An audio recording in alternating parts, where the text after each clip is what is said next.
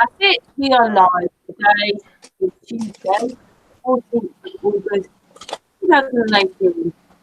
We might not get Astral because he's having a bit of an internet problem at the moment. Well, he was there, and then we lost him.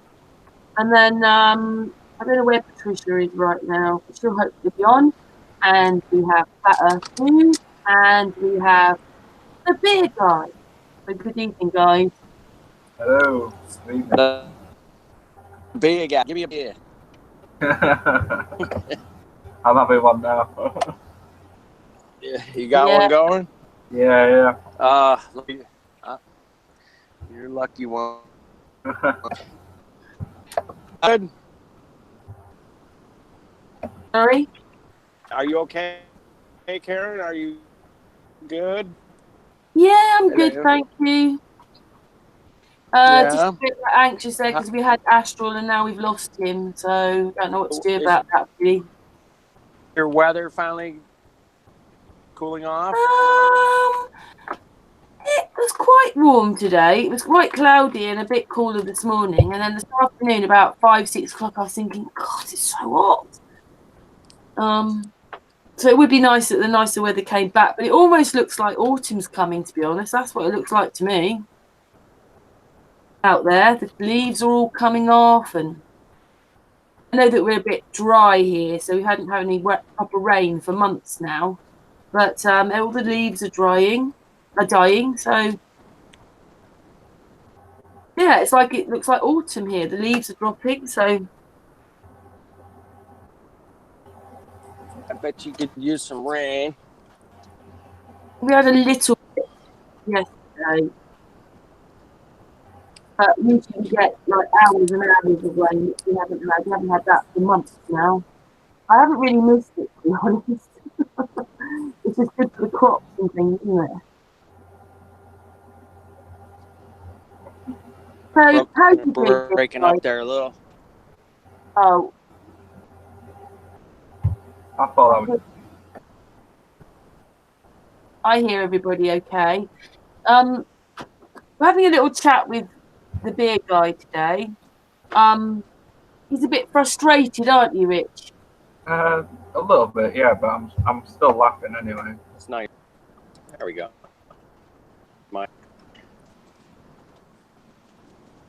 So, do you want to explain a little bit what's happening then, Rich? Yeah. Well, I'm doing a few things at the minute.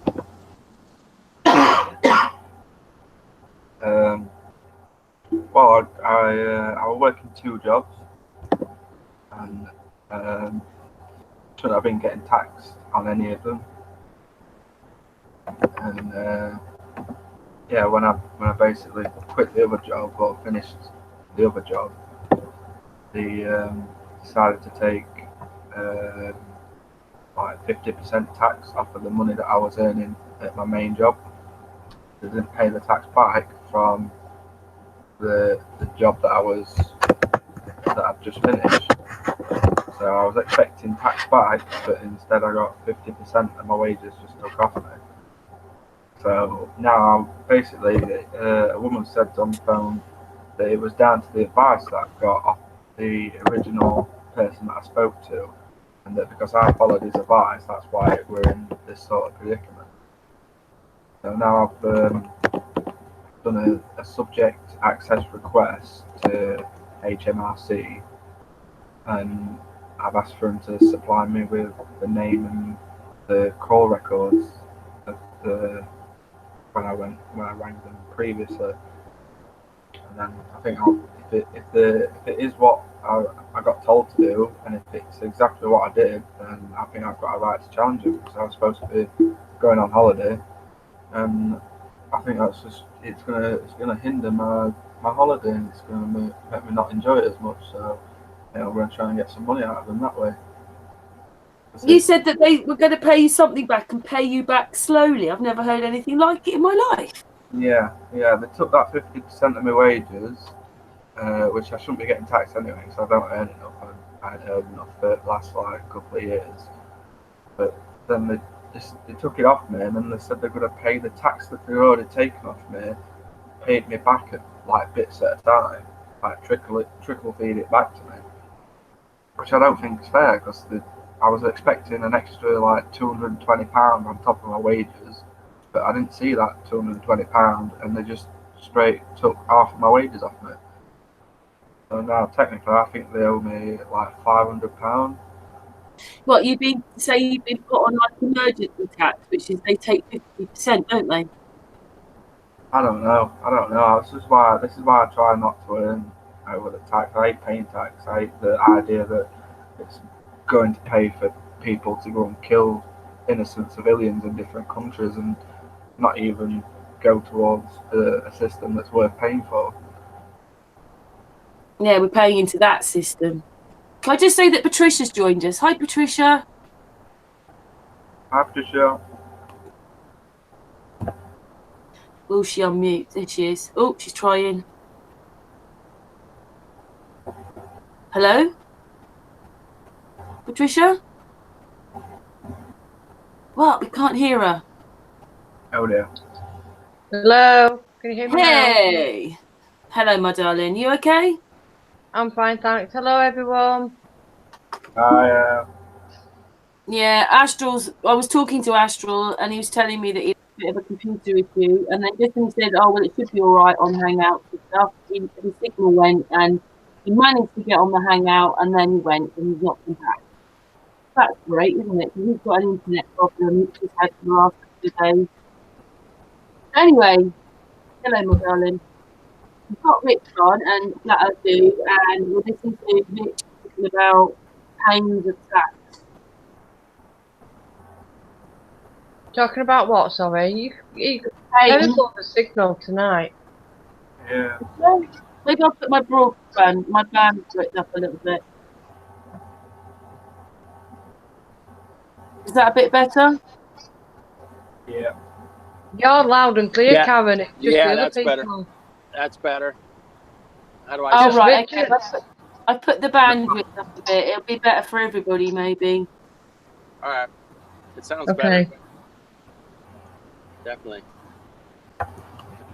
Cool. So, right. Rich.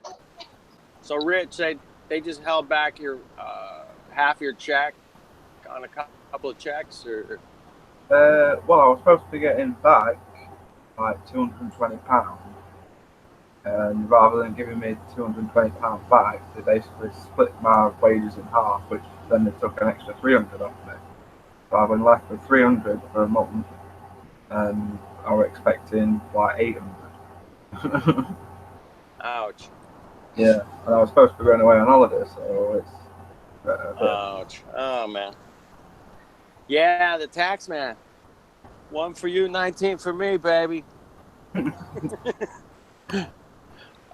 So yeah, taxes. It sucks, man. It sucks. We have to pay these things, and what kind of shit they steal money and they lose money and they just spend money recklessly, and we're all kind of stuck in the system, man. And it's especially these corporations, they all bow down to the tax man, and whatever they want, they freaking whatever it takes, you know. I had one time, man, the IRS just took my freaking whole bank account, man. They just took it. I was like, oh shit. So yeah, man, I feel you. I feel your pain, brother. I'm gonna yield the floor. Go ahead and tell some more of the story. Yeah, it's not fair, really.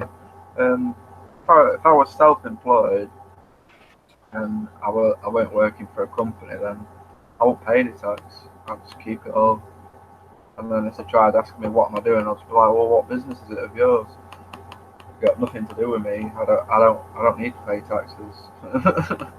And then they try and come out with some law that try and tell me that I need to pay taxes. But, under the Magna Carta Article 61, which they say has been invoked or revoked or whatever, say that we're not allowed a lawful rebellion. Which means if we think that government are taking too much off us or doing things wrong, we're not allowed to stand up and have a go about it. And withhold our taxes to stop paying them to keep doing the wrong thing. Which I think's wrong. I think the Magna Carta is basically our principal constitution, and it's pretty much what all constitutions are based on. The Magna Carta. Yeah, it's not fair. It's not fair that they can just do what they want and then put people in certain situations and make them have to deal with it. Because it's at the end of the day, it's a fictitious company and a fictitious corporation, and they shouldn't be dictating what people do with their lives. They shouldn't have the power. It should be everything's equal for everyone. Right. It's not been like that for a very, very, very long time, though, has it? It's not just today, it's from the past. Yeah, we've been constant slavery. Hey, look, Astral just managed to join us. That's good. Good evening, everybody. Hey, I'm sorry, Astral. How you doing? I'm having some internet problems. Funnily You enough, better- every time you I seem to have a better be hangout. sorry, No, you better be Oh. sorry. Can you believe me? Flat Earth dude, I am. I'm very sorry. No, hope you're all Well, good. we've got that dude, Patricia, and the dear guy, and me. Cool. Just telling us about the Magna Carta and stuff. Yeah. I think it was Henry III or something that had set it up. Just refresh myself. Rich, we can hear you on your keyboard. I'll try and type quietly. 1215 Magna Carta, Article 61. It's lawful rebellion. Apparently they removed it and took it away, so you can't have a lawful rebellion anymore. So you just have to keep paying taxes. Is that what Henry VIII was about, really? Because that brought in the Protestant church and probably a lot of change. I'm not 100% sure if it Henry VIII. I think it was Henry III. Right. Have a quick look through. Sorry, what are you doing? Just having a quick look through it. It's a decent size. Here in America, they implemented the income tax in 1913, and it's a voluntary thing, and it's only supposed to be for corporations. But, they finagled everybody to thinking that you have to pay these taxes, man. And it is a voluntary system. Sorry, Kenny, can I just say that wasn't that to help with the war effort from the the First World War? Is that true? Yeah. Yeah, and they get this, man. World War I, we're still paying interest on the loans today from World War I. Still paying money. Still paying for it, man. Forget all the other shit. They got still trying to pay off World War I. We got $21 trillion in debt over here, and it's crazy, man. I don't know how they pulled this off. That's almost as bad as Flat Earth, man. They pulled that off. Not quite, but they're both scams, man. The globe and taxes. And yeah, everybody hates paying this shit, man. But even if they go to get gasoline now, we got to pay. It's like almost $1 per gallon just for tax. Yes. I think when you see the price of the petrol, but don't realise, a lot of people don't realise how much taxes are in this stuff that they're paying for. Right. Well, they put a little sticker out here on the gas station, right on the pump, and it tells you how much the taxes are. Yeah, but the thing that people fail to forget, or what they fail to, acknowledge, is that this oil or whatever it is that they're pumping from the ground, it's not just they've stolen it. They've just basically thieved it from the ground. Haven't they? they'll say they paid for the research to go down and, you know, burrow it up. So they'll say they paid for it that way. But yeah, you're right, really. Well, they say they bought the land, won't they? They'll say they bought it. Don't you think? Oh, definitely.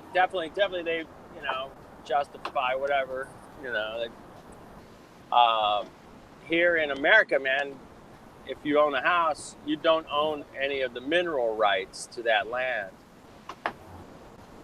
That's a separate.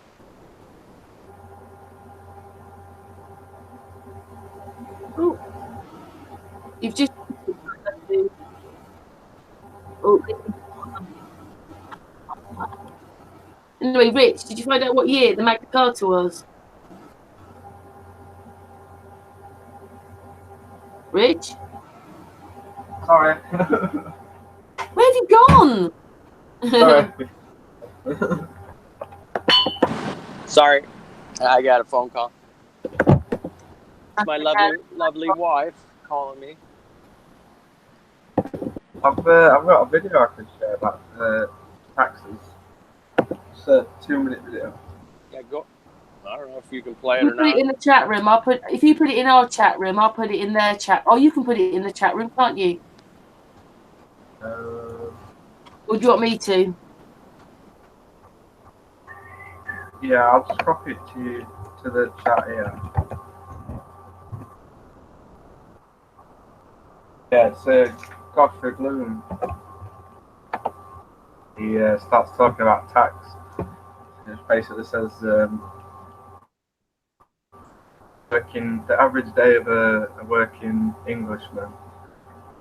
Like you wake up and you go to your car and your car's taxed, and you're driving on the road and the road's taxed, and you go and get some petrol, you get a newspaper and there's tax on that, and a drink that's taxed as well, and everything the way you walk around has just got tax on it.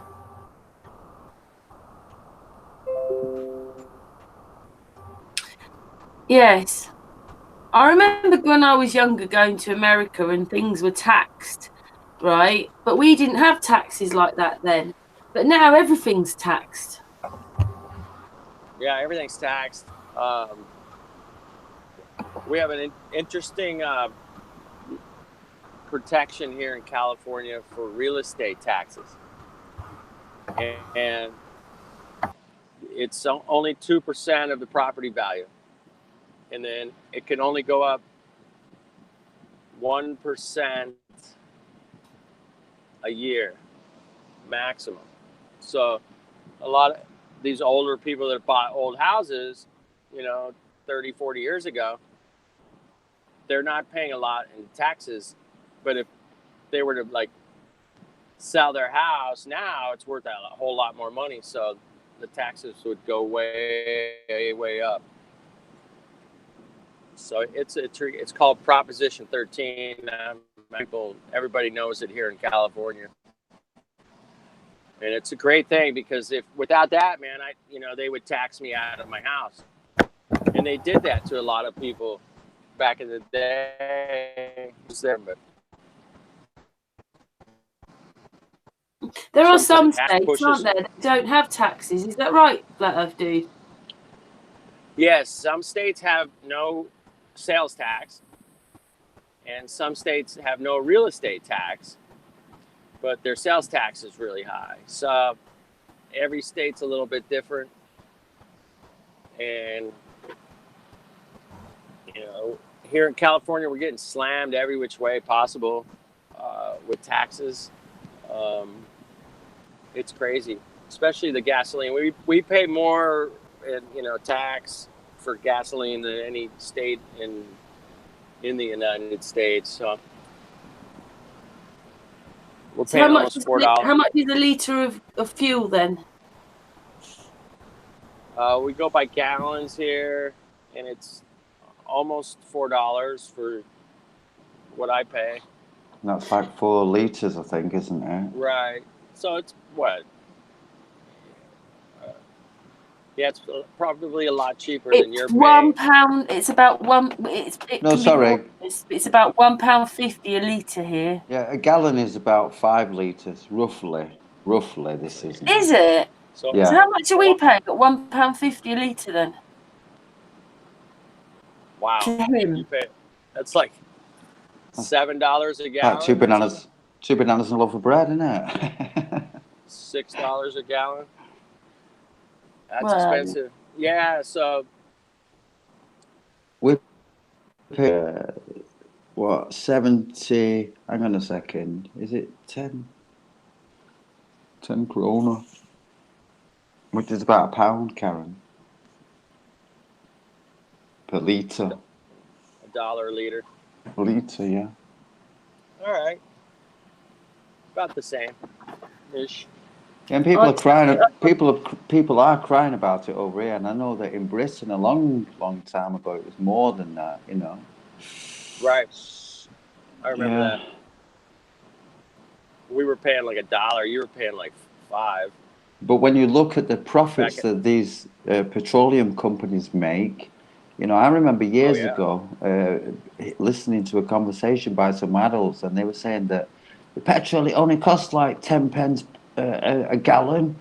You know, that's what it costs to produce, and yet we have to pay bloody 50p. You know, it was something like that. It was crazy. It was back in the 70s, 80s, you know, about then. Yeah. It's incredible, isn't it? I mean, and I still believe. hello? We lost him. Astral? No. Well, I just looked up the average price of the UK. This is a litre. It says £1.27 and £1.32 for diesel.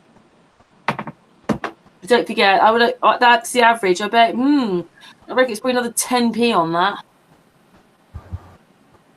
Yeah, it's ridiculous when you can make your own petrol and diesel. You have to build what's called a gasifier. Separate, like you put wood into a stove. You have a pipe on the top that makes all the light air gas.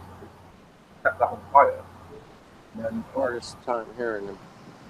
all the ones that come further down, collect them, and you make crude oil. And you separate the crude oil, and you get petrol and unleaded. And diesel, sorry. That was a guy called Mr. Teslonian.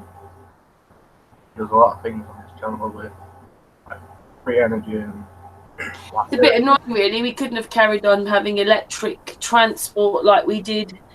I mean, artists looked this up, and I couldn't believe it. It wasn't just one truck or something, one company that was electric.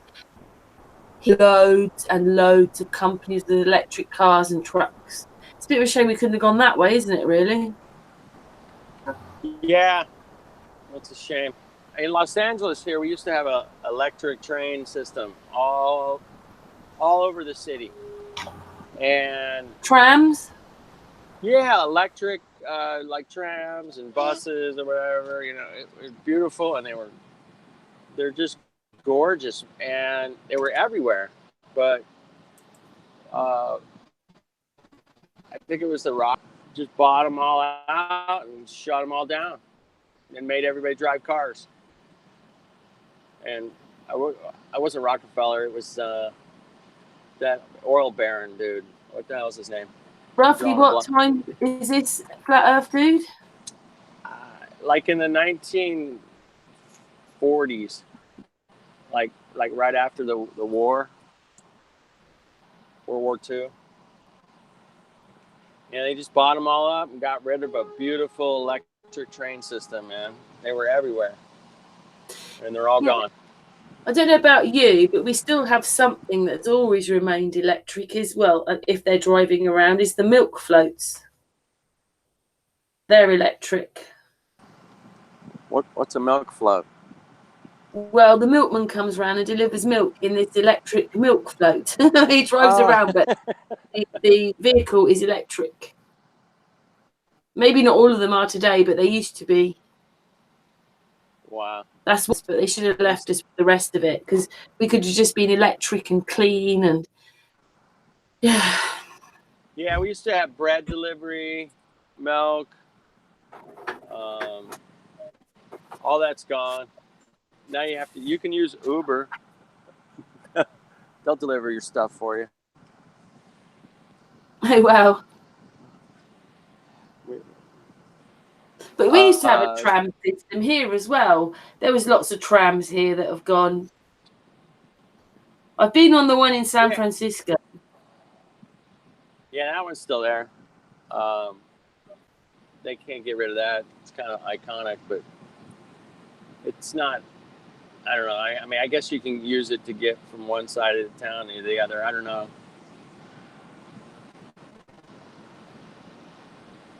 Yeah, my aunt lived in San Jose then, and I went over there for 6 weeks when I was 16. It was great. We went all over. We went to Los Angeles. I mean, now obviously I wouldn't, you look at things differently, but he took me to Los Angeles, and I stayed in one of those motels, just like on the telly that we see. And then we went to Disneyland, we went to Universal Studios. The neighbours were all great. We come out and drink with each other at night time, and Santa Cruz, and I went to San Francisco and Chinatown. It just goes on. I saw concerts. Yeah. I saw Pat Travers, Cheap Trick, Blue Oyster Cult, and I think Joan Jett was there. Blue Oyster Cult? I couldn't hear anything for about 3 days afterwards. I was completely deafened. Yeah. This thing was amazing, because if we think we have great concerts, whoa, it was a daytime concert, and the speakers were just absolutely enormous, size of a block of flats. Wow. They were enormous. They weren't quite that high, but you imagine they were huge seating or anything afterwards. But yeah, it was a great concert. I mean, I like the Oyster Cult anyway, so yeah. Yeah, a lot going on in California. A lot of people. Ooh. A lot of taxes. Oh man. Well, my aunt's moved out now. They don't like it there They didn't like it there anymore, and they've gone to the state above. Is that Ohio? No. What's the state above California? Gosh. I was going quickly having a look. Come on. It's Oregon. Yeah, they live in Oregon, but it's so different there. It's nowhere near as warm. I just yelled at these guys here, man. There. Pardon? I was just yelling at these guys here. I'll try to show you. I'm like, the earth is flat. Let me see if I can do it here. There you go. All right, hold on. You guys, that's crazy. It's a lowrider. Do you guys know what lowriders are? Right. Cheech and Chong, lowrider. Yeah. I'll try to catch up. I'll try to catch up to him. Oh, I got some truck in front of me. Shit. I'm driving here. All right.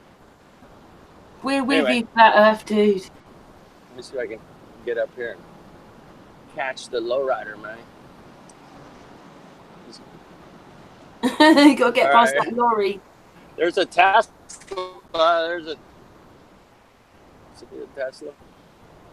All right, here comes a lowrider. He's on the corner. He's turning right there. Oh, sorry. All right.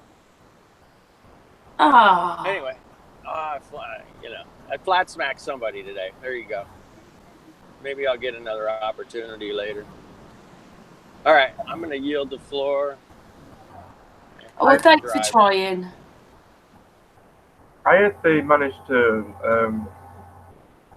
like when there was some sort of natural disaster, supposed natural disaster, they increased the range on the Tesla cars. They like put an extra 50 miles range on them wirelessly. What do you mean? If it rained, you mean? Like if they had lots of, like a flood or something? No, range. Like range, So they can start like wirelessly, and it can make it get more in an emergency. Yeah. Wow, that's scary, man. That's kind of creepy. Well, it just shows that they're paying hundreds of thousands of pounds or dollars for these cars that are Right. supposed to be all brand new and cool and everything, and they're just lying to them anyway. The range on the cars is an extra, I don't know, so much percent. And so Right. that'd then mean that if they wanted to, they could switch the range to 0, so they could be in the middle of nowhere, and they just flick a switch, and then all cars would just stop.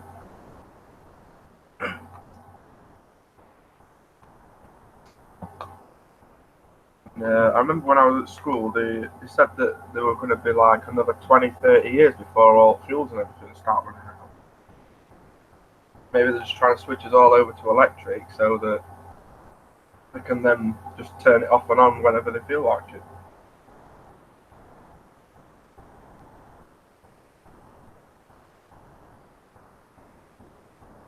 Sorry, I was muted.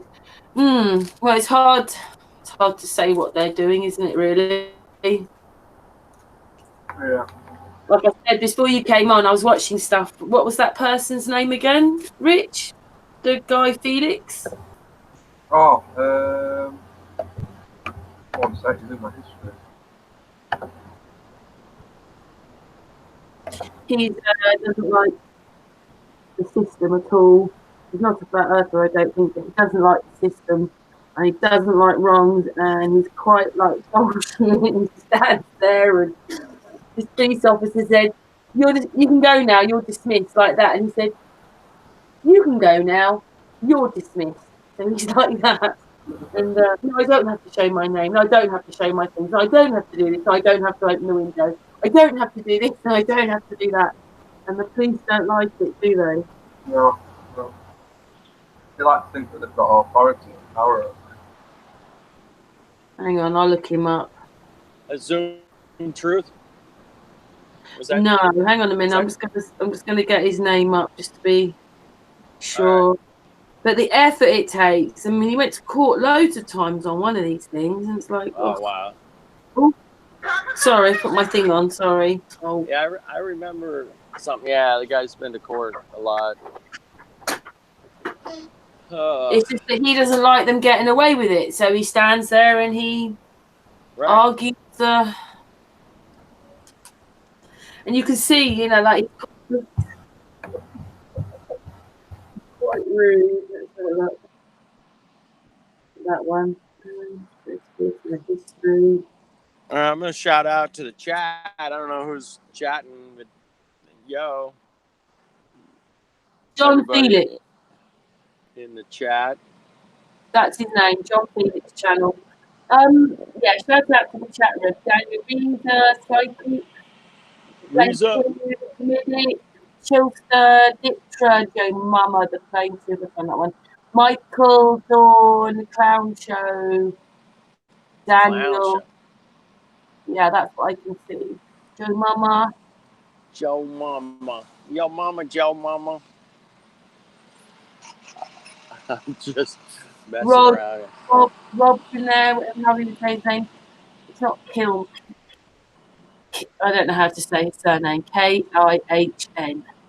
Cool Pix 900. Let's be practical. Anybody else want to shout out? Come forward now. Cool Pix.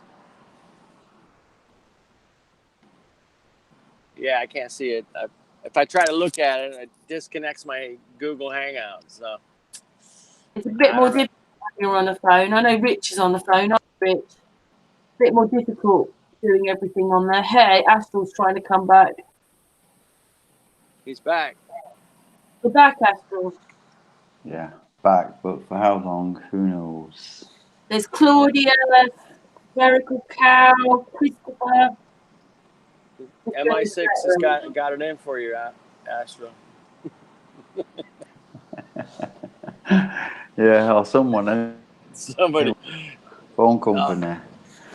It's just annoying, man. You know, I've had it fine all day, and then as soon as I mentioned with Karen, yeah, it's been fine all day, but you know, as soon as I come on Google Hangouts, I said click, and it went off. I was like, it went off "No immediately. way." Yeah, didn't it? As soon as I mentioned Google Hangouts, click, it went off. I'm like, that's just Murphy's Law. That's right. I don't know what to say about that, but I do understand now, because I never had BT over here in the UK. They own all the telephone lines, but other companies, you can buy into them and will have their tariff, and then they pay the rest to BT. Well, I never had this problem with BT, but being on Virgin, I have the same problem now. Suddenly my internet goes donk, and then for about an hour it's rebooting itself, and then it comes back. Never had that before. So I think on one hangout it happened, and occasionally it happens in the afternoons. It's like, why is this happening? I have to wait for the box. It goes through this reboot. It goes on for about an hour, just rebooting itself. Ugh. American Telephone and Telegraph. That's cable for you. Cable. Yeah, I got cable. Is a company called Spectrum I use. I love it.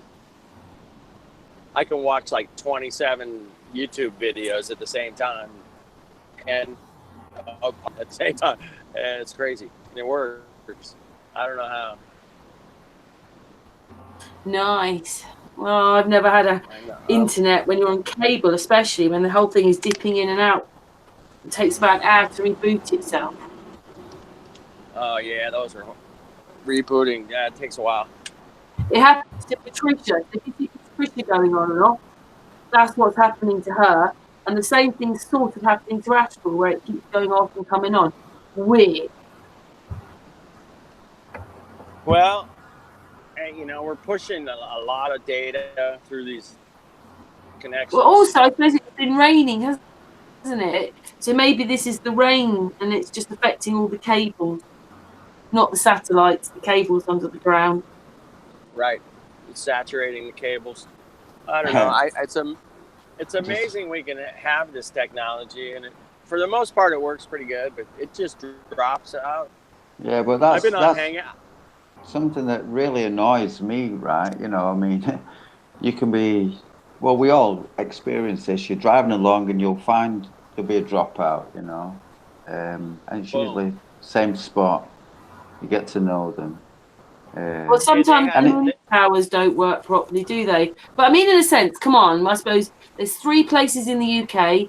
Sorry, yeah, 3 places in the UK, Denmark and America, all linked together, and a chat room. That's pretty neat, really, isn't it? Oh yeah. I mean, don't get me wrong. I mean, I don't mean that, but what I mean is that we're in 2018, and yet still we have, you know, dropouts, and you know where we're supposed to be connected with, like, you know, everyone's supposed to be connected nowadays, 99 or whatever % it is.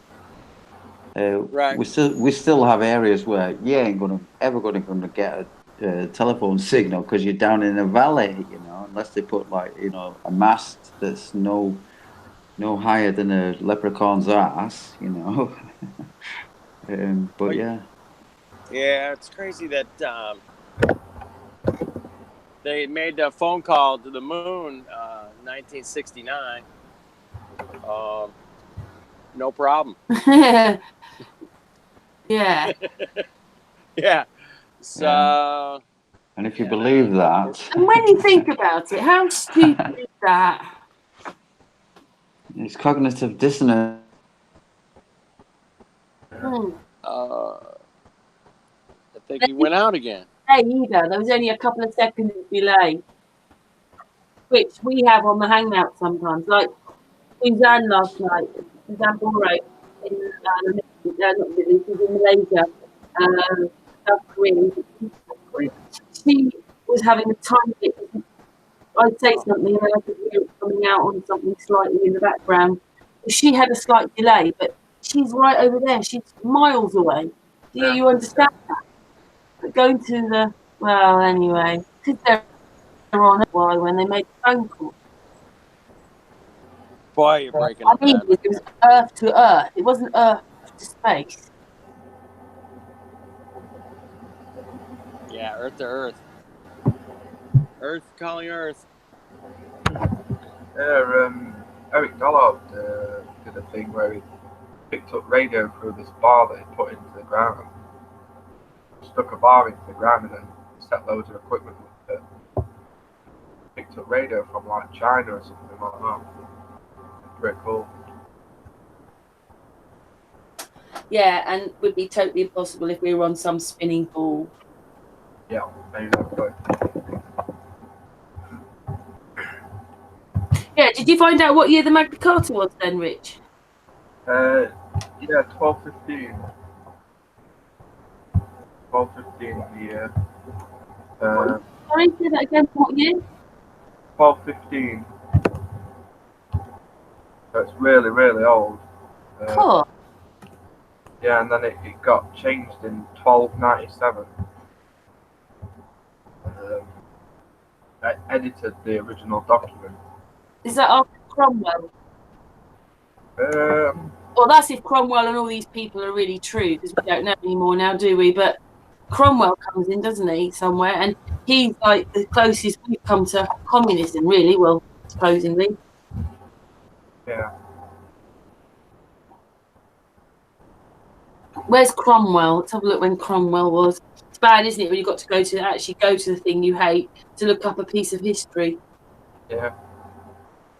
But I think we have to use it to be able to stop it, if you know what I mean.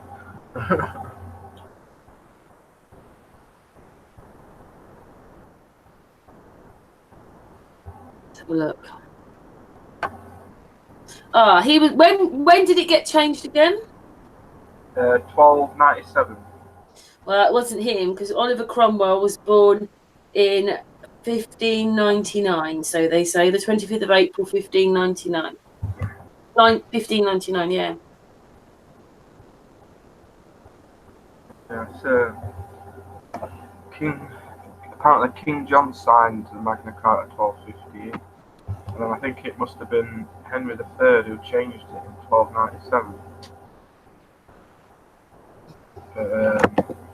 Yeah, it basically took our ability away of standing up to the government and actually it being backed up.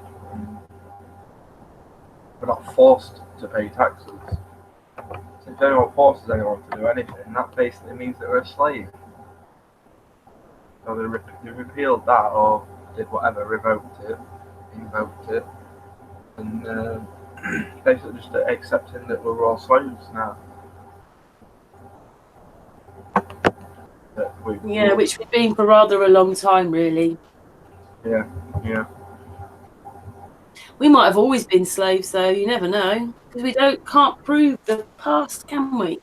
No. And if they're not telling us the truth about pyramids, star forts, and the elongated head people, then we're never going to, it's going to be quite a while, isn't it? They're going to take centuries looking at that, aren't they?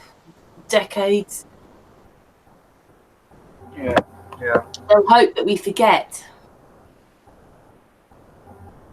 I think there's going to be some fake social experiment soon that's going to go all over the world.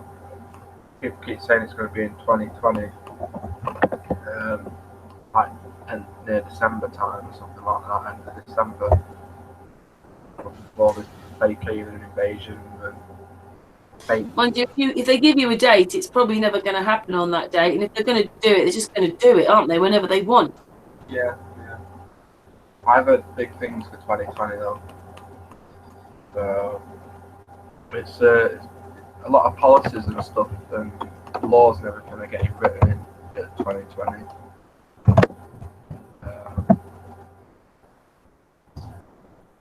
Olympics are one. They're on. I think We can hear you on your keyboard, Rich. Sorry. It sounds like you've got boots on.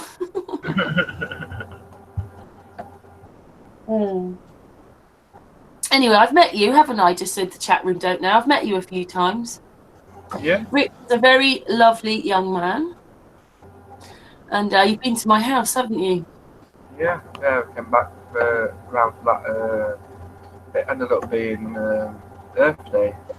So Oh, we made it into flat Earth. Yeah, we met a few people, didn't we? Yeah. David James was here as well. He's nice. He's a nice man. He's got a channel.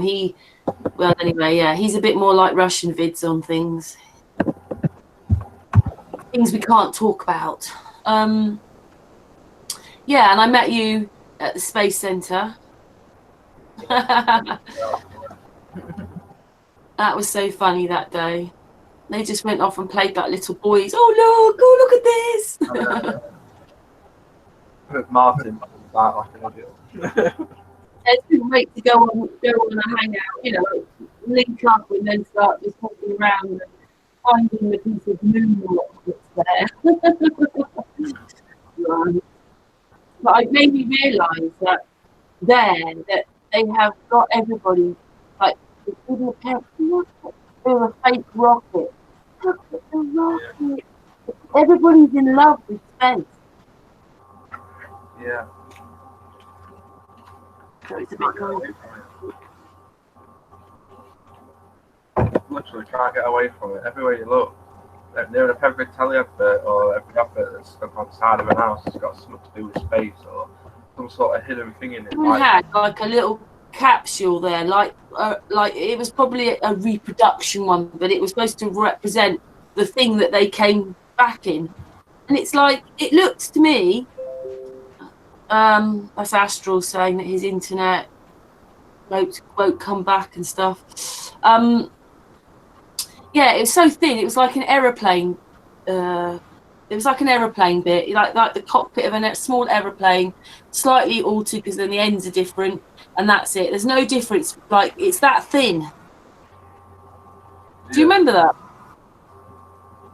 A little bit. So it's not like they had, say, a foot or something between them and the outside. It's literally as wide as a small aeroplane. Yeah. Cockpit. So I mean, you imagine how hot that would have got. I think they would have been toasty in there. Yeah, and then a melted, wouldn't they? I liked it when we walked around the supposed meteorite place. It just looked like someone had got a brick and just smashed it up a bit and then I think the best was on that ride, that sort of 4D ride. Where, sorry? Well, you sat in this sort of thing and then they took you on a journey and then the seats kept moving. So it gave you that. Yeah. And then you had to sort of queue up for that. That was the best thing there. And you had to queue for about an hour to get on there. It lasted 4 minutes. Yeah, Do you remember those stupid tins they had to say, this is the air pressure or the weight of Mars, Venus? They had all the planets there in those baked bean tins. Yeah. I remember that.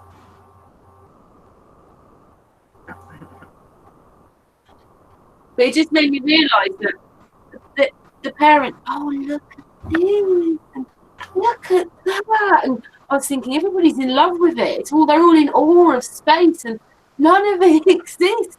Oh, my goodness.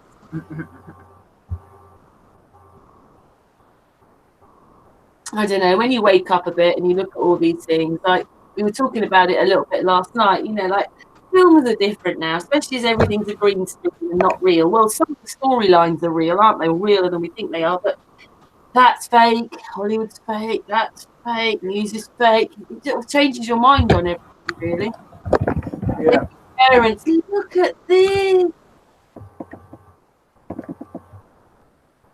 And it wasn't that cheap to get in either. They're just masses of more money. Yeah, that was a bit annoying, really. I didn't bring enough money, and Martin Likey had to pay me in. But I waited till they did a live stream, and then he put super chat on, and I gave him a $5 back or whatever.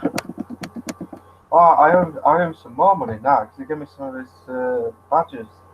I was supposed to be trying to sell his badges for him, but I don't know where they are now, so I'm just gonna have to pay him for them. I remember you, that day for me was remembering you as this young man wearing a Flat Earth t-shirt. You were saying, take a picture of this. Anyway, there's some more things that you want to that, Rich. Sorry? We think we've lost that dude. We've lost Astral.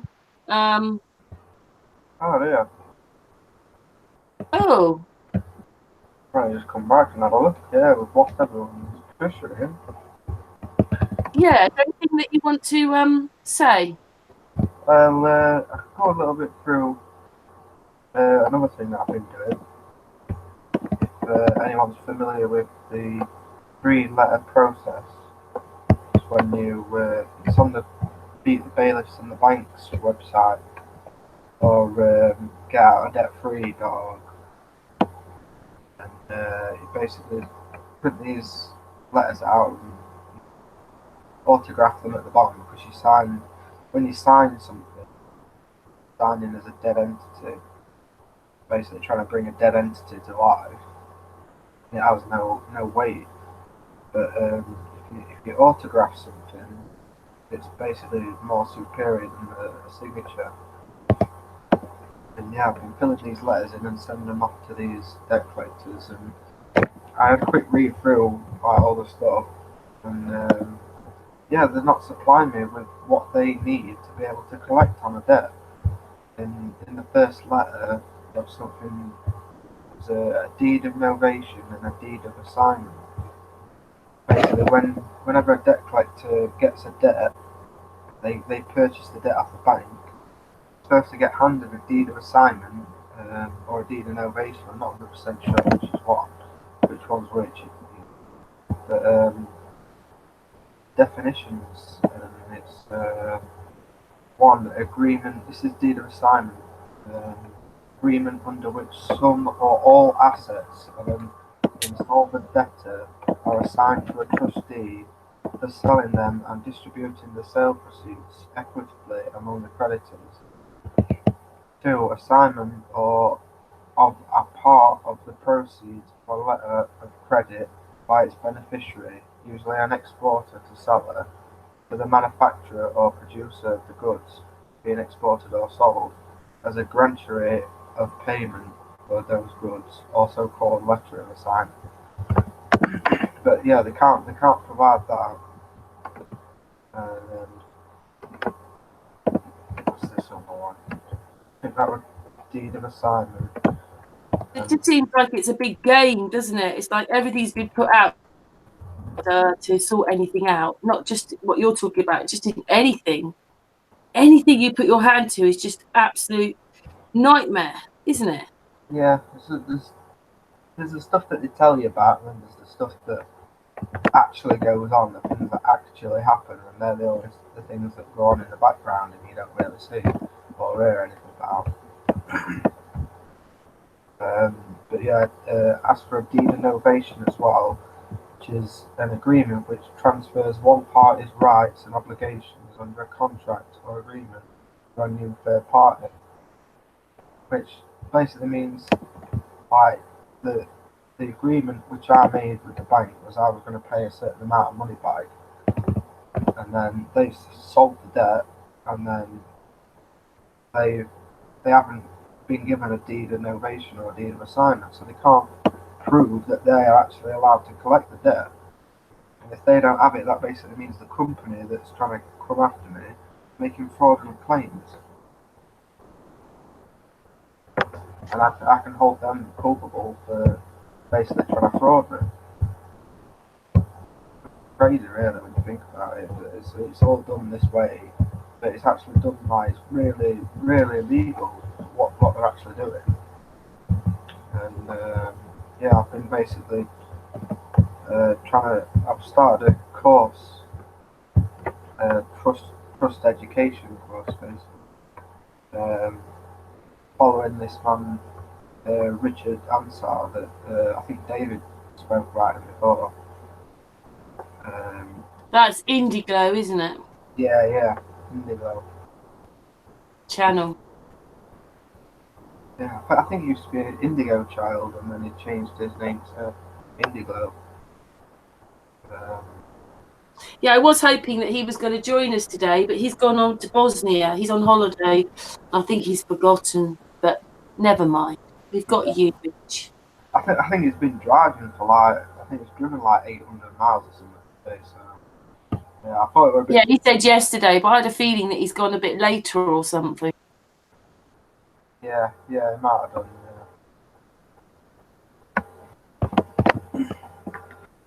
Yeah, also Rich is someone that understands about those bank accounts we've got in our names that we cannot get our hands on.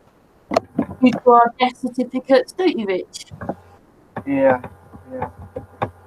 I look a lot into it. There's,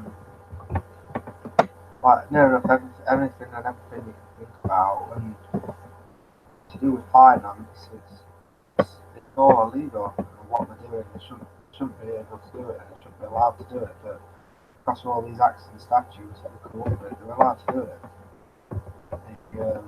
Fractional reserve banking, even Godfrey Bloom goes on about that. Basically means when you fractional reserve banking. Rich, whatever you're doing is a bit noisy. Sorry, I'm Sorry. trying to bring the laptop to my face. Huh? Trying to bring the laptop to my face a bit. That's a bit better. You sound a bit louder now. Yeah. Carry on. Yeah, with Dr. Bloom even says that fractional reserve banking is basically what's destroying everything. It means that if you make like £1,000 deposit, the bank only has to keep 10% of that in reserves. So basically, they send the other money to be compounded.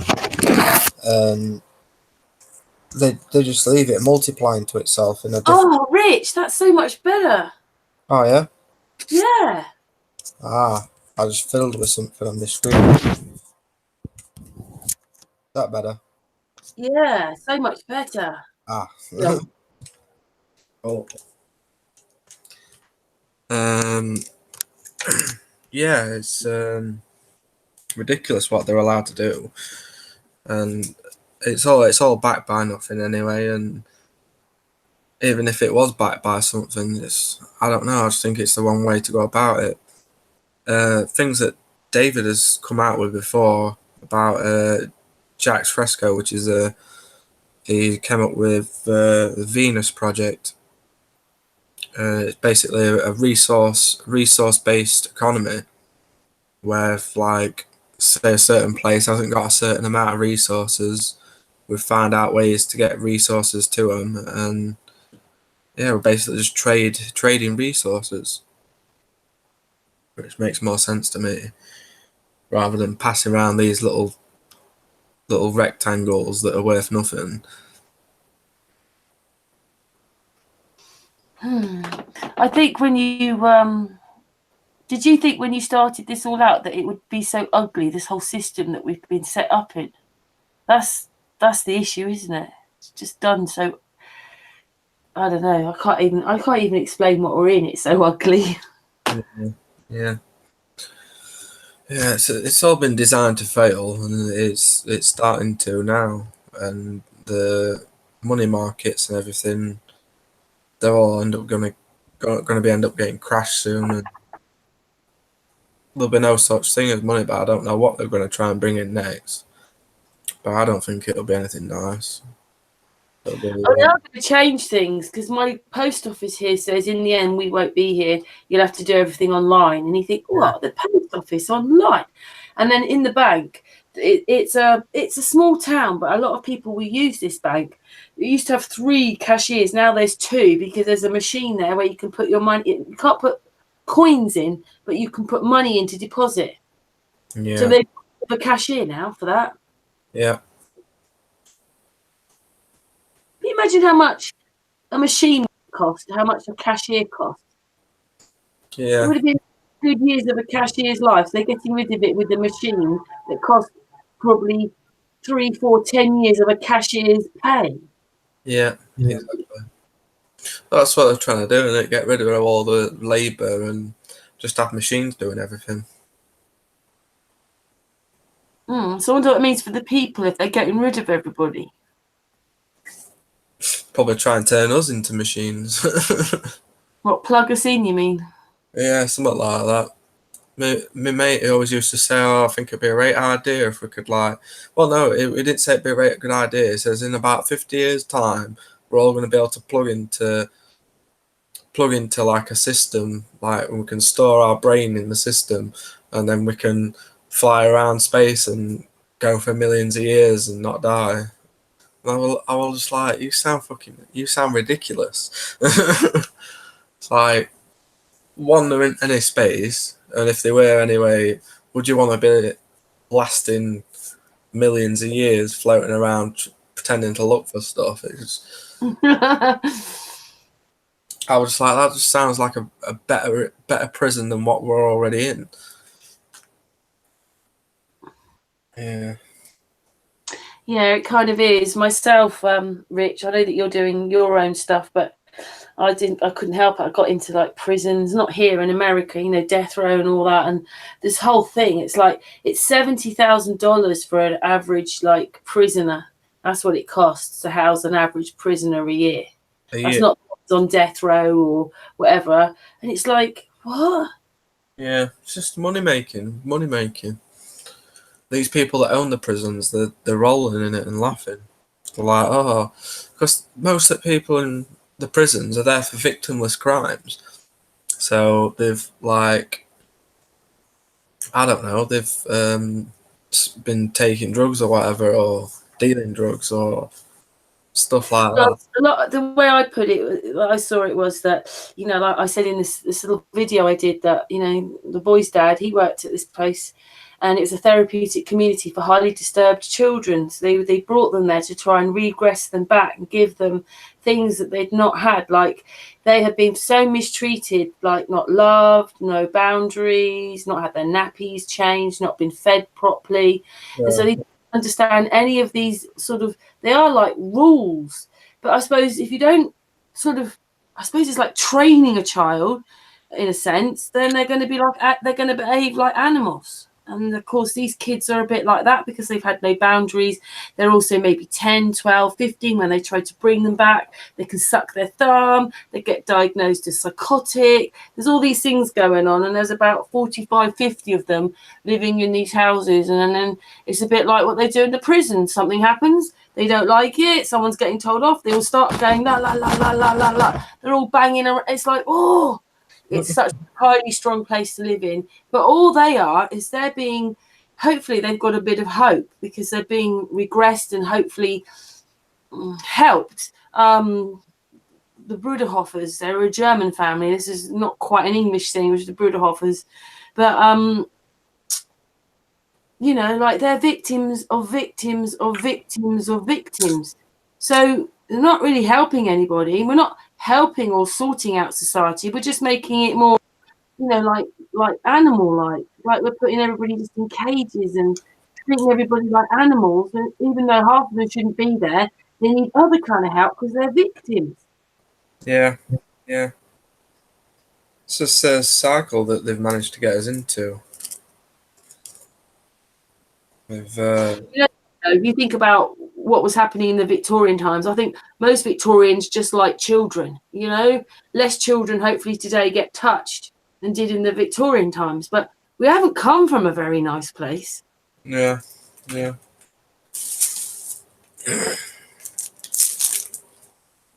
Yeah, but hopefully we're here to change the future. Yeah, I think it's going to happen. I think there's enough people now that are waking up, like some people that I wouldn't even expect I'd just speak to, and they'd be like, oh yeah, I know about that. And they've started like sharing things on the Facebook and like about money or whatever. And I'm like, oh yeah, I know this about money. And yeah, it's people that I wouldn't have expected. Really? I'm still in the same place, Rich. A couple of at least one of my sons thinks I'm absolutely crazy. No way, I don't care. And it's like, what? I think the hardest thing for all of us, those that like, if you've even given birth to these people, they're your parents, your sister, your lover, your brother, people who've trusted you for all these years. And when we talk about this, they don't trust us at all. Yeah. To even go and look. But yeah, I think hopefully things are changing. There's a lot happening. Like just had that conference in Canada. So, you know, there's now things will be happening, you know, every year on calendars, and it's here to stay, isn't it? Yeah. Well, it never went anywhere because it was always the same. But I just think they're ramping everything up there. I mean, you just don't want to turn the television on and look at the news, do you? You don't. Yeah, I try and keep an eye on the news, to be honest with you. I went through, like, when I started waking up or whatever, I didn't put telly on, I didn't put news on, and I did about a year and not looking or watching telly. But then when people started telling me, oh, this is happening and that's happening on telly, I was like, well, I feel like I've got a duty of care just to try and tell people, no, it isn't like that. The line about it, it's like this. So now I just keep tabs. I keep tabs on things that go on the telly and the news, and I just try and inform people, like, oh, the news has said this, but it actually means this.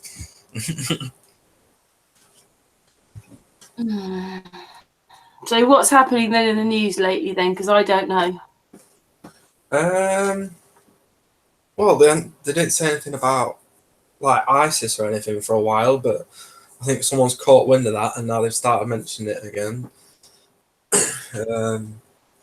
It's pretty much just all negative. I try and listen, and I'm just like, no, that's not that. I just like instantly disagree with it. But What do you think of all those fires with, like, the whole forest is fine, but just the 6 houses in the middle and all their cars and all that is all burnt and just, you know, whatever, crumpled up, but all the trees are okay? yeah, I've been looking into that as well. There's a guy that I've got on Facebook, and his name's Scott L. Biddle, and he posts some really cool stuff. He shows you this map where America's like trying to reclaim all the lands and make it like no-go areas where people aren't allowed to be walking or doing anything or whatever, and the places that have been on fire are all inside these places. I think what they're doing is just trying to recapture the land and redo it all. They're basically asset grabbing, which is what they're doing over here when they're like pushing pensioners out onto the streets because they can't keep up with their mortgage and stuff like that, or things that like, they just can't keep up with certain payments, and they're just taking their houses off them and kicking them into the street. It's an asset grab, and it's been forced upon us. And yeah, I looked into them direct energy weapons as well. There's a patent for them direct energy weapons. So it's not like it's a thing that doesn't exist. It exists, and it is happening because there's videos and there's pictures where there's like lightning bolts and stuff coming from the sky that aren't lightning bolts. It's just like a straight line of light or energy. And yeah, that's in the places where all these fires have been happening. Do you think that's what could have happened in 9/11 then? Yeah, it could have been, yeah. Like a hologram, but with some sort of energy weapon behind it. But they already said that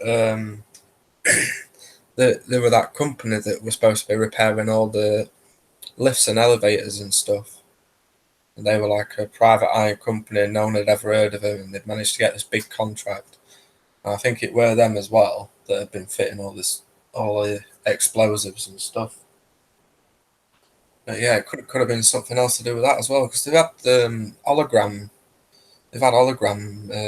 technology for a good while. So it'd have been easy enough for them to make it look like it did. Yeah, I think it's a bit like there's only so many people that sort of saw it, because there's only going to be so many people that were there. And most people that were there never mentioned aeroplanes, did they? No. I did quite a few years on that one myself. And that kept changing because we had to go thermalite and cold fusion weapons, Dr. Judy Woods. It just kept moving on like that. There was, you could always, have you got something out with this? And then something happened at the Pentagon, which I don't know if a lot of people don't know about this. I find this one really weird, that helicopter was taking off a few minutes before whatever happened at the Pentagon, and something came in and heat seeked it and blew up the helicopter, and there was a fire with the trees, all that, and that's what is laid all across the ground. That's the bits you see in the video of that. So 5 minutes before, wouldn't the place have been on red alert with the sirens already going? Because the helicopter blew up because something came in 5 minutes before, and then about 5 minutes afterwards, a plane is supposed to have gone through the Pentagon. I just find this whole day the most bizarre day. Yeah, ridiculous. And how they tried just basically straight line to us as soon as all the information came out, and then people were like, "Oh, I've seen it on telly. It did happen that way." It's like, no, you've been told. You've been told that it happened that way, but that's not actually how it happened. I think it's really sad, isn't it, when you think about it, when everybody knew that they doctored the footage to the Pentagon, and nobody, no politician, no one was standing up and saying, well, where's the missing bit? Yeah. Where's those missing frames? Nobody said anything. Nobody did anything about it. Only people like us, or, maybe there was a bit of moaning on the news, but no one did anything about it. No one stood up and said, excuse me, where's the rest of the footage? Yeah, exactly. I think we've been a bit like that. They probably did it when they went to the moon and pretended, look, we've got a globe. It happened even then. No one went, well, we want more proof. We just believed them, so they've been able to get away with it forever, haven't they? Yeah, I've been duped into a lot of things, really. Duped into believing that things can help us, and they don't. They're just there to hinder us. I think the horriblest thing is that they tell you they've got the solution after this horrible thing has happened, and then you realise later on, as we've all woken up, that they created that so they could do that, so they could get whatever they wanted afterwards, change the laws, Patriot Act, it goes on, and you just think, it's just incredible. Maybe that's why it's so hard for people to believe that a government would do that to the people. Yeah. Well, they're willing to do anything to keep their way of life going. They're happy in their way of life, so they're willing to do pretty much anything to keep it going. But surely politics can't last the way it is for much longer. It can't. I mean, something's really going to have to change soon, or who's going to, it can't. Because they're going to have to get more stern, aren't they? Because more people are going to wake up, and more people aren't going to want this fakeness and lies. And once more people realise how much of a lie it is. Yeah. Absolute joke. What's the bit you hate the most then of all these lies? Is it the legal side? Because that's what you're looking into, isn't it? The laws of the land. Yeah. Just makes you think that, all these agencies or whatever, they've come up with these things, and the majority of people think that they have to abide by them, and that they should pay all fines and everything, and basically sign their life away and live like a constant slave, and they don't realise that that's not really how life should be.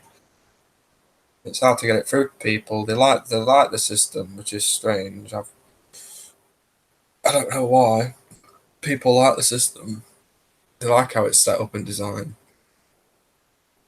But we don't help each other anymore, do we, as a whole? I don't mean not as flat earthers or people here. Flat Earth do, Patricia, you, whatever. We're always helping each other.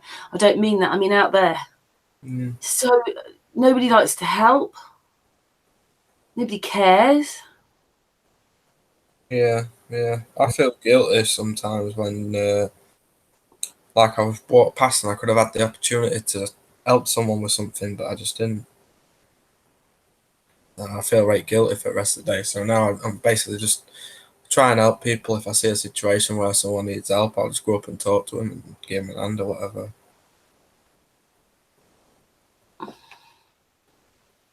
Oh, it used to be oh so simple. Did you think that when you were sort of like waking up to flat Earth, that it would be so deep? Because it is, isn't it? I can't. Yeah, it's hard to get your head around how deep this really is. Yeah, they've pulled the wool over his eyes for too long. People that have been aware for like, I don't know, 10+ years. Some people that have been awake for all their life, pretty much, and they've known that there's been an opposite system to what we're being told is the system. I know this might sound a sort of trivial one, but I was thinking, God, the supermarkets, they pack everything in plastic. And then we have, not only do we buy it and buy it from the supermarket, then we have to pay for it to be taken away. And I'm thinking, well, they could use other things, paper. There's just different things that are biodegradable. There's just so many other things. And yet we have to then pay our council tax to take it away. And they want to stick another 50 quid on right now to take away the green. And yet they're the ones that made us have the flipping bins in the first place. Yeah. I mean, they used to come every week for your black bin. In the UK, we get these different kind of bins. You get a black bin for your rubbish, and then you get green bin for your garden, and then you're supposed to have these bags and boxes to put your tins, paper, plastic, and all this out. And they've made us have it. They make us pay for it, and then they make us pay even more. Around here aren't very happy. People don't want to pay the extra 50 quid.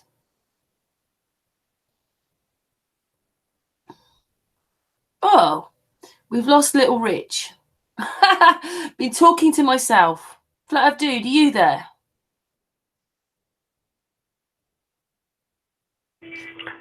Yes, I am. Are you there? Hello? Rich. Yeah, I lost Rich, lost Astral. I'm at work, so I'll show you what I'm doing here. Hold on.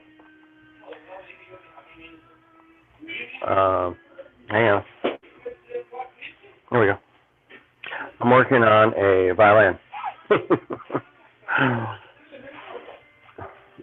Anyway, I've got all these to fix. I got all these to fix over here. What are you doing then? Mending them? Strings? Yeah, strings. What, all that lot? Yeah, I gotta do that whole lot this week. Ew, is that extra money for you? That's money. That's just a pile of money sitting there. Love it. Love it. Love it. Oh, so you're quite happy then?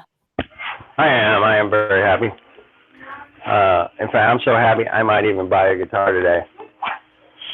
There's Really? a beautiful. Well, they got one here, man. I'm kind of like it. Here, let me show it to you. Hold on. I'm gonna put the camera down for a second. All right. Hold on. Can you still hear me? Yeah, I see your sunglasses. Right. There's my sunglasses. All right. This is the guitar. I'm gonna buy it. I can get it for like $150. It's brand new. It's a classical guitar. It's really pretty. Can you see it? Yeah.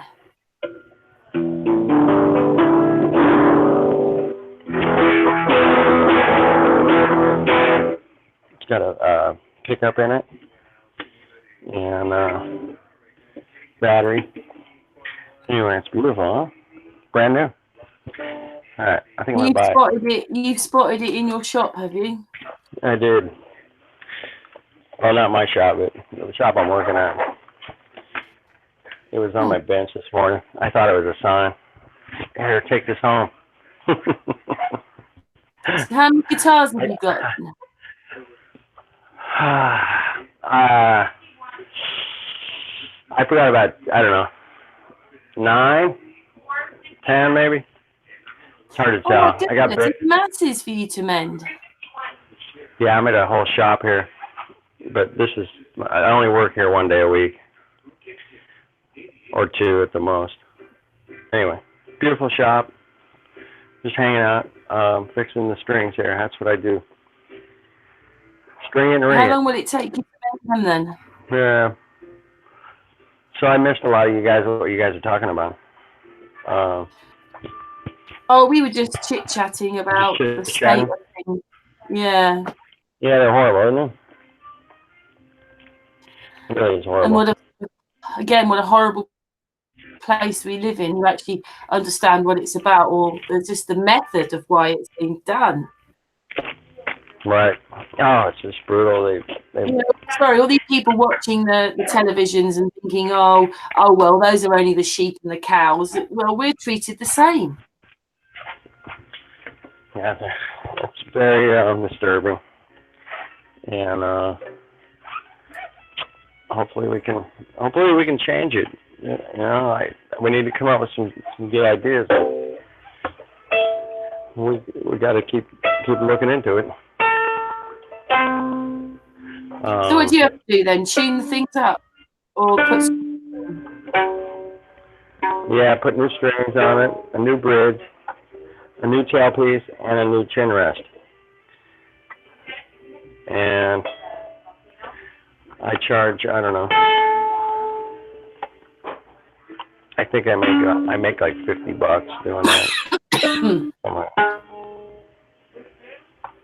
Anyway, it's a great skill to have. It takes a long time to be good at it.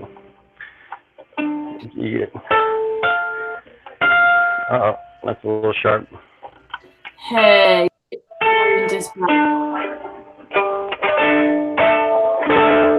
sounds good. Well, okay. Is Rich back? Is he back? He's back. See. He's Rich? back. All right.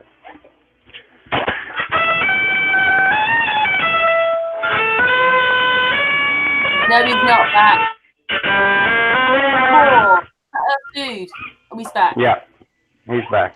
All right. I will yield the floor a bit. Why? Rich? Anybody there? Oh, you're there. Hello. I was happily talking away to you and I realised you've gone. I know, I was listening and then I started getting into it and it's cut out. I'm on my phone now.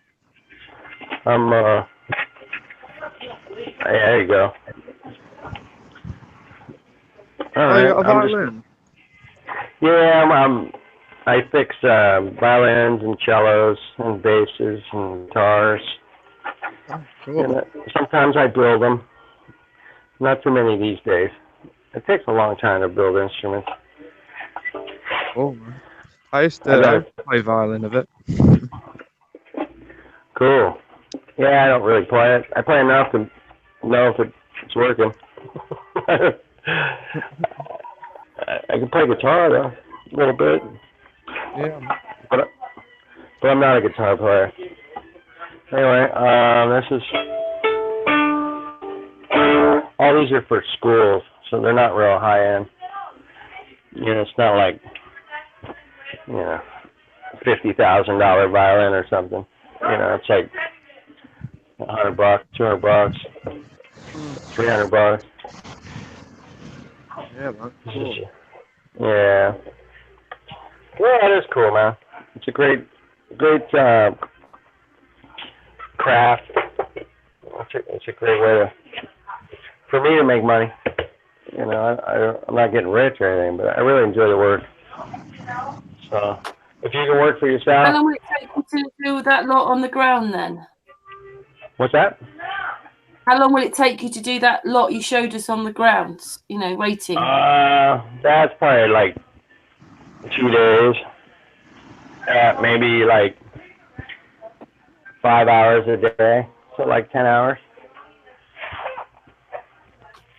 It's not bad. But, you know, I don't know. I'll do okay on those. But I really enjoy it. And, you know, it helps That's the pay main the bills. thing. Anyway, this way round, we get to have quite a lot of hangouts with you, don't we? Yeah, I love it. Love hanging out and working and it's great, man. It makes the work go a lot easier. A lot of times I work by myself, so it's nice to be chatting with somebody while I'm working. It really helps. Thank you, Karen.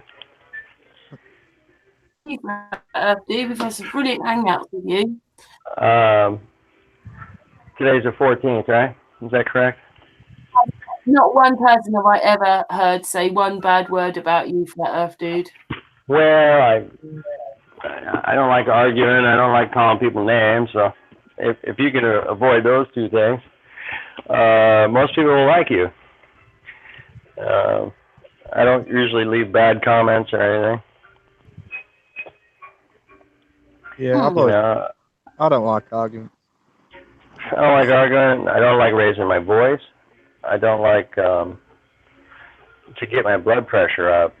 I like to be calm, and if you can, I know I've noticed one thing in life. If you get really mad at something, it never helps. Yeah. Never helps. Hey, more strings. Welcome. So, Rich, was there anything else you wanted to talk about today? I don't know. I've not got a lot on my mind really, other than trying to sort out all this money stuff. Hopefully soon I'm going to be able to do. She will. Okay. I'm going to be able to do I fix them. She checks them in. ecclesiastical, We got a good deal going.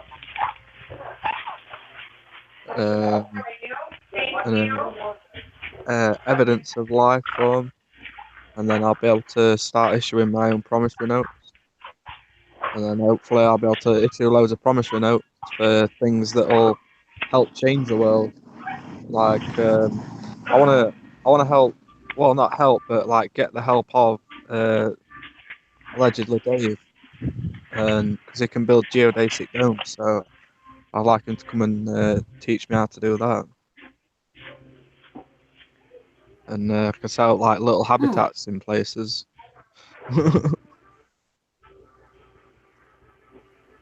So, what do you think your next recall's going to be with this tax thing then?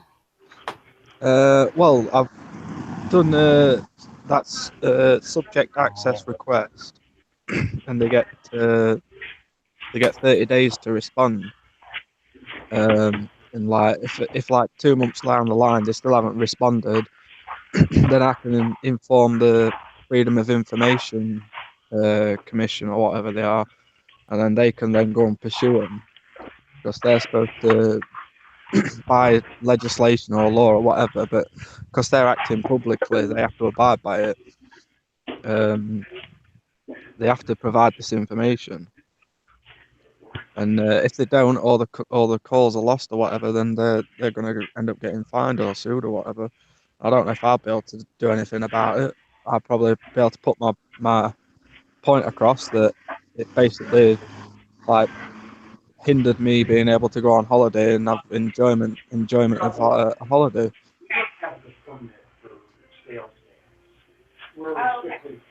I just remember my daughter when she changed her job from sort of a little local sort of cafe thing into a bigger chain. They immediately 50% taxed her straight away, and she had just started. Yeah. You know, she's still at college.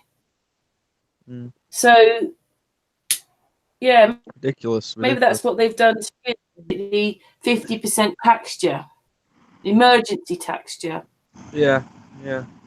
Well, we're getting taxed when I first started this my continual job that I'm doing now, and I'm making like I don't know £500-600 a month, which is like you can't get taxed on it, but I was just constantly getting taxed on it. But I didn't realise. I just let the money get paid in and whatever, and then like 6 months down the line, I started looking at all the pay slips and things and what were going in and going out, and noticed that I've been taxed all the time. But as soon as I mentioned that to them, they paid it straight away. It took like 3 days, and they did a direct payment, and it went straight into my bank account like 3 days later. So what I don't get is I've been paying tax at this other job. I don't know why they couldn't have just paid me within 3 days anyway.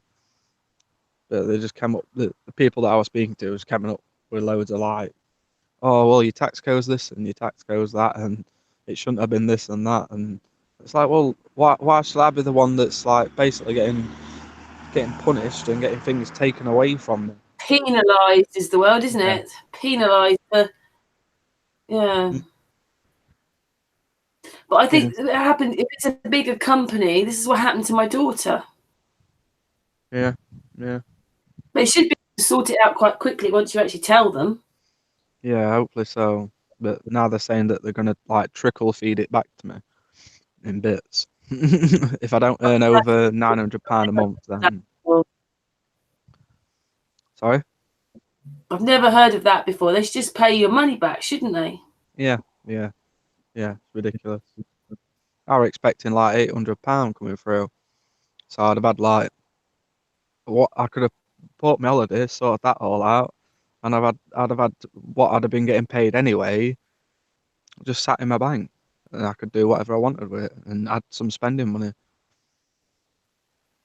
Yeah, it's not worked out that way, but we'll see what happens in the next couple of months. They'll probably be getting something through with some sort of.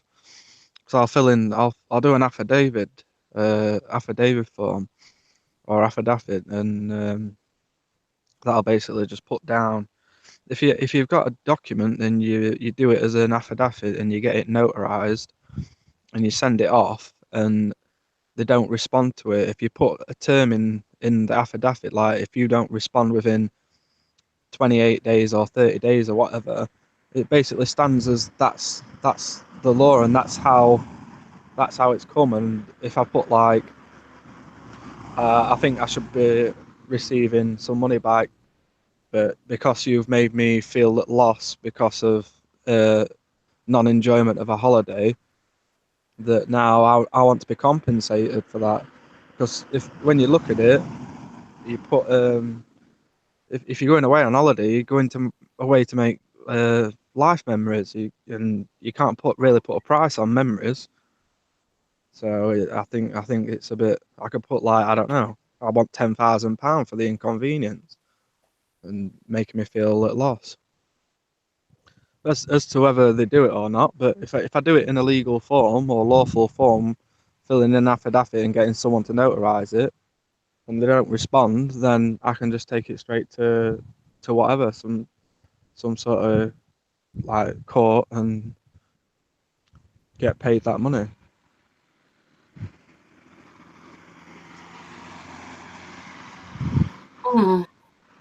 But it's not going to happen tomorrow, is it?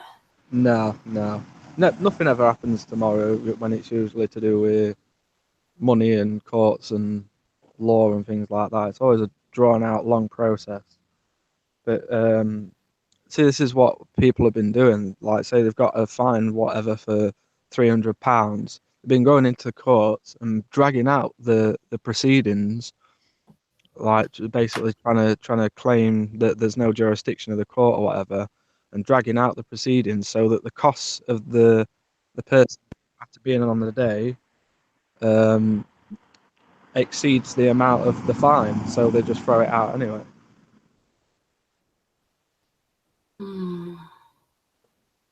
Always great taking on the system, hey?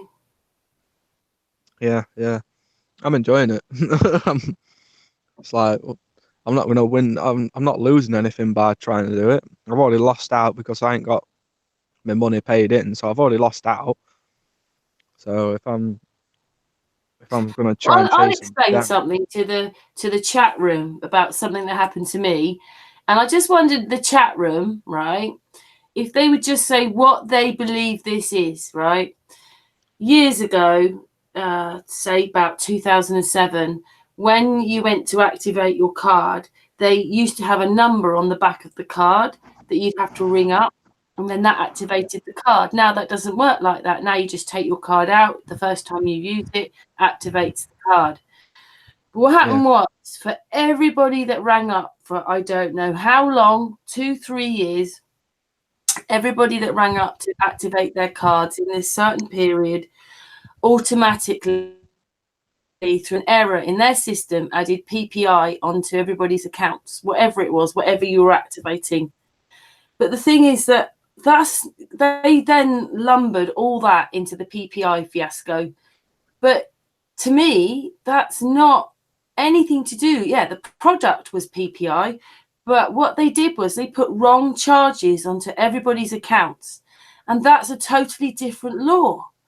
But they decided, because they just wanted to get away with it, was to lumber us into with the PPI thing.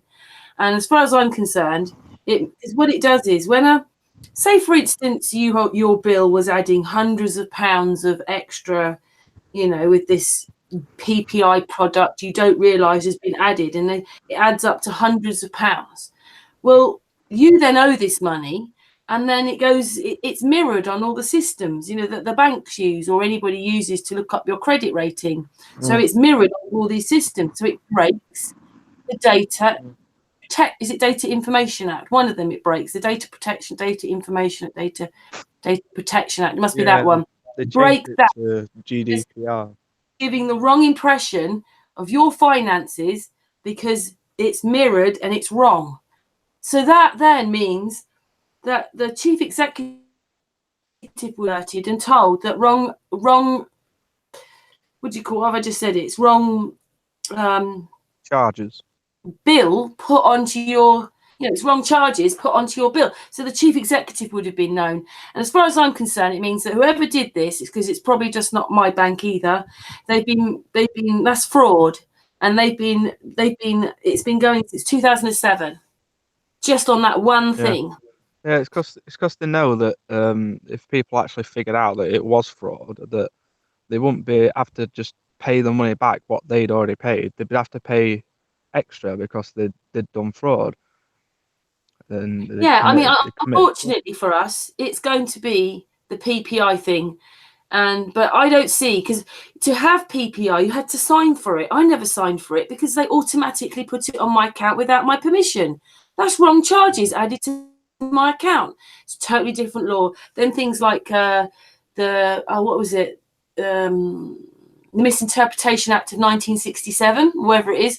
That's a different law to this other thing they use, and it all could have been done differently. I just think, well, if they're prepared to do that, and then what happens is you're left with sending it to the ombudsman. Then the ombudsman makes you wait 4 years, and then the first thing they say is, "Oh, I'm so sorry. Due to the time it's taken, we can't help you because now 2 minutes have gone past."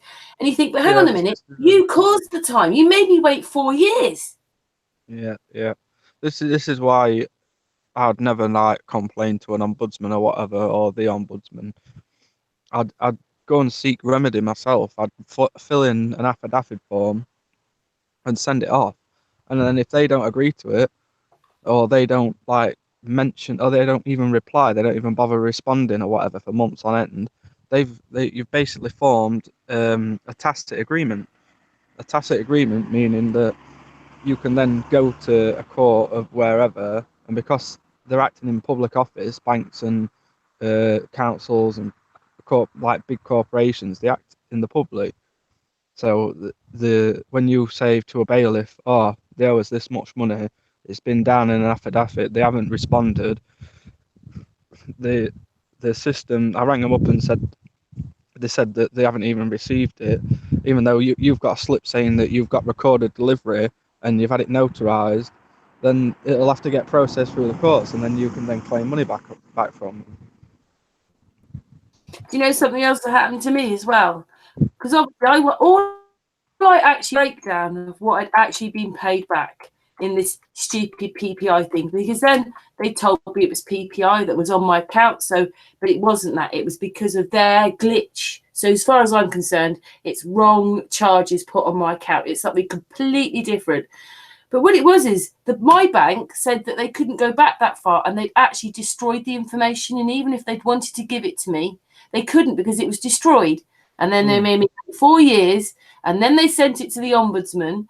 And then do you know what happened, Rich? Even to make it even more insulting, when they sent it to the ombudsman, they broke the data it was probably Data Protection Act again, because the first person to see my information should have been me, and the ombudsman made my case up and gave me the answer before I even saw it. And they still would not go against this bank, that ombudsman. The Yeah, ombudsman yeah. All caught them breaking they're the scared of law. banks, and they're paid by banks. The ombudsman caught them breaking the law, and they still wouldn't do anything. Yeah, that's why you have to do it by yourself. You have to do it like these things that are set up, the setups to fail. That's why you have to take all of the responsibility yourself and go in and file and do all the long drawn out processes yourself.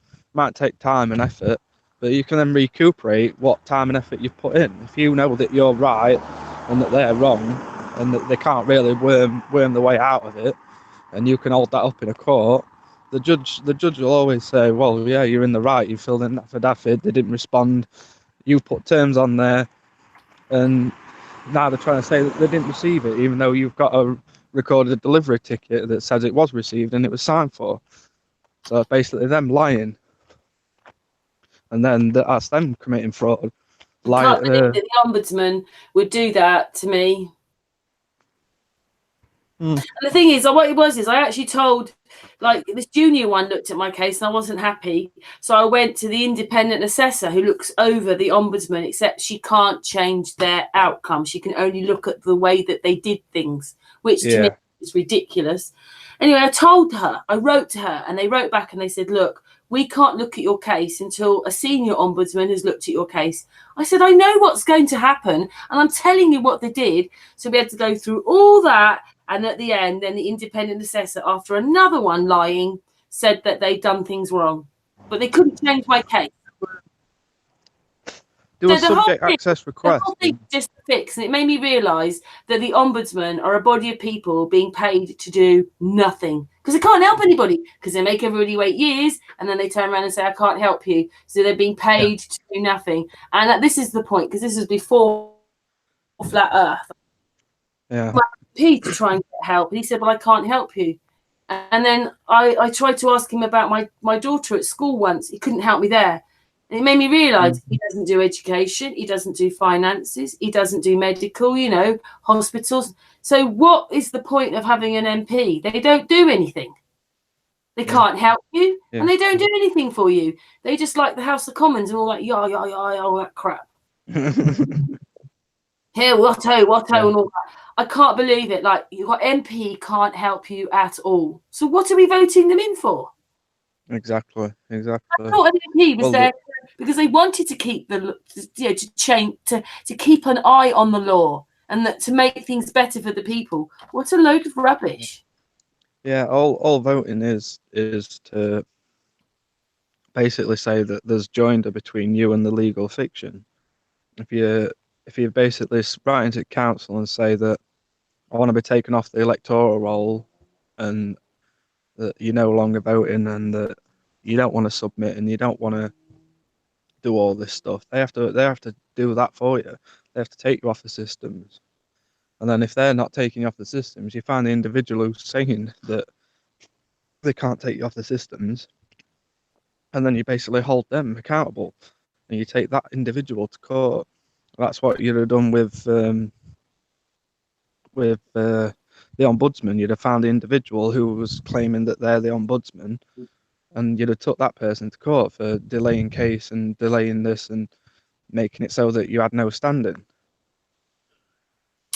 Very true. I know my option was to take them to court, but I can't believe what they've done. And it's not just to me, because I wrote to them, I said, well, what about all these sick and elderly, or those people that were on holiday abroad or long stayed abroad or have died? It just goes on the list. What about all those people that still might not realise that thing on their bill was that? Because it never said, oh, you've got PPI. They just included it in a part of your bill. So I thought, oh, that's part of my bill. Yeah. It's even more annoying when you realise that all bills you can just endorse a document, and you don't have to actually use any of your sweat equity or your labour to pay off these bills. They don't tell us that. They don't tell us that in the bills of exchange it gives us an exemption, and a exemption ID is the national insurance number. Accounts that are set up for discharge. They don't tell us all that. They just expect us to use all our energy and all our labour to pay all these fines and taxes and all these other things. Yeah, well, to people who aren't in the UK, we get a thing called council tax, and that's going up so much each year that I reckon before soon it'll look like a flipping mortgage. Yeah. And then just banging extra taxes in, like bedroom tax. This is when I mean, I bet you lots of people in the chat room know all this stuff, but you only learn as you go along. But I wanted to find out why my daughter couldn't go to her school in the town we live in. Yeah, it's just up the road from me. But because they need to build another senior school and don't have enough places there, what they decided to do was put a boundary in. And then it's a bit like, oh, well, all the children this side of the boundary can go to another school that's miles away and have to catch a bus to get to. And so I was looking into that because I wanted to know why, especially as I was a single parent, why my daughter couldn't walk to school, etc., like that. Anyway, and then it led me into this thing. That's when I realised that building, housing estates are never to do with the communities. The council will only let them build them because they want their money. And then what it is the builder gives a large section of money in when they build lots of houses. And then the council uses that money. And say, for instance, here where I live, it's a sort of small town that's turned into a bigger town, and its infrastructure doesn't cope with the size it's now grown. So in like 2007, the town council wrote that this is what was happening. It needed another school, bigger library, blah, blah, blah, doctors. And then they went and built 800 houses in a housing estate in Thatcham, which then is like another town. Do you see what I mean? How they play. Anyway, that guy gave money, and instead of that money going into where I live, it went and built these traffic lights in the main town, up the road from me. So they spent thousands and thousands and thousands of pounds of it putting these traffic lights in, which is on the roads. Yeah, it's that's what they just did in my area. They spent £2 million on this roundabout to put traffic lights in. And they basically just put cameras on the traffic lights to watch people for when they go on red so they can charge them money for it. Right.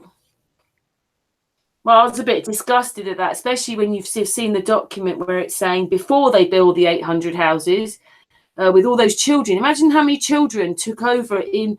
So now, basically, since they've built that, it takes a week to get to see the doctor and stuff. Because I told we were talking about yesterday, everybody's going because they've got a headache almost to the doctors. And then there's just such a queue of people that, if you want to make an appointment, you've actually got to, unless it's an emergency, you've got to wait like a week. And it's true, a week, 2 weeks to even have an injection or whatever it is because they're so booked up.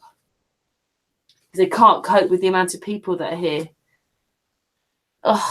And then because I'm the other side of the line, they're going to build more houses here because they can stick them in that school because it's got more places, because they can't stick them in the school here because it's full.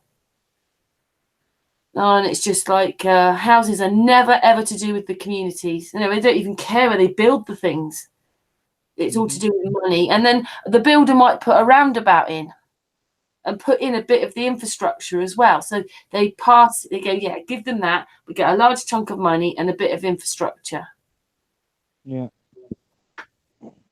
So houses are not about the people. The houses are about money for the councils. Anyway, that was all before Flat Earth. I'd had enough of the world then because I could see that none of it added up. What's the point of paying thousands of millions of pounds each year to have an ombudsman that can't help anybody? They also charge the banks every time there's a case. So imagine where all that money's going. Yeah, straight back to them. Yeah. Rich, I've really enjoyed having you on today. Shame David couldn't join us, but I think he went a bit later, really. I think he's probably just got there. Yeah. Is there anything else? We've been going for nearly 2 hours now. Is there anything else you'd like to say about this horrible law?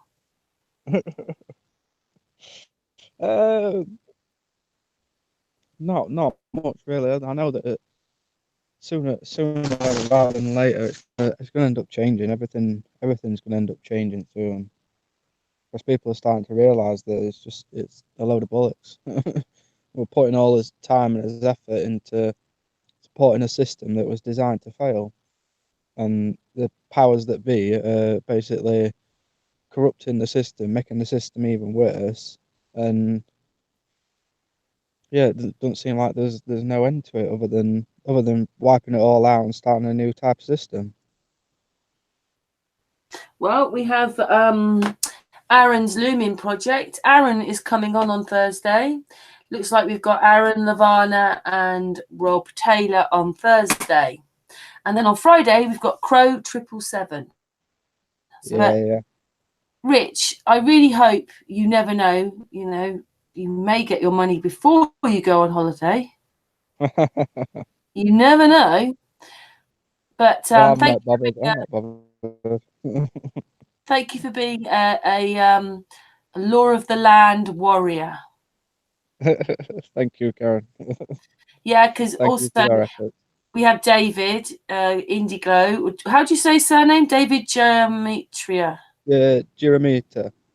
Jeremita, yeah. We also have you, Rich, because you're really clued up about it, aren't you? Yeah. I keep looking into it. Hopefully soon, I'm gonna get a trust opened and put all of my property into a trust, and then I'm gonna go around to all these private parking companies, and I'm just gonna park my car, wait for them to send me a ticket, and then I'm gonna have a sign on my car or my van or whatever saying, like £5,000 for a picture of my car, and they're gonna have to agree to it because it's in a trust, and the trust can set up its own basically how it conducts itself. What? So you mean buy a house and then turn it into a trust? Yeah, you can do that. You can't do the land unless you take it off a land registry.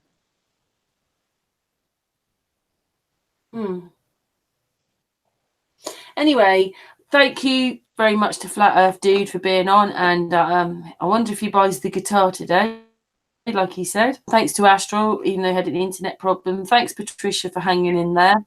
And Rich, really enjoyed it. Lovely, Rich.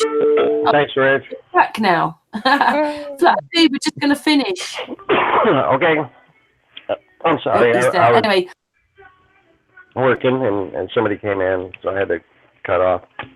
That's okay, my darling. We know you're working. Yeah, that's all right. All right, well, cool. Right. Nice little hangout. Yeah, Thank you. we off air. But Rich, I really hope you have a nice holiday, and thank you everybody in the chat room who's come in and listened, and even I've waffled on a bit today. Wow. That thing with that bank and that card and putting those wrong charges on, that really miffed me, because I know what they did. They broke the Data Information Act, they broke the Data Protection Act, they broke just about everything, and they still got away with it. And it's fraud. And imagine how many people like me there are with the same thing. But anyway, can't go on about that. I know what they did. Makes me like my blood boil.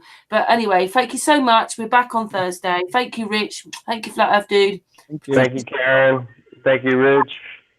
Thank you. Thank you, Patricia, Astral. Thank you, Astral.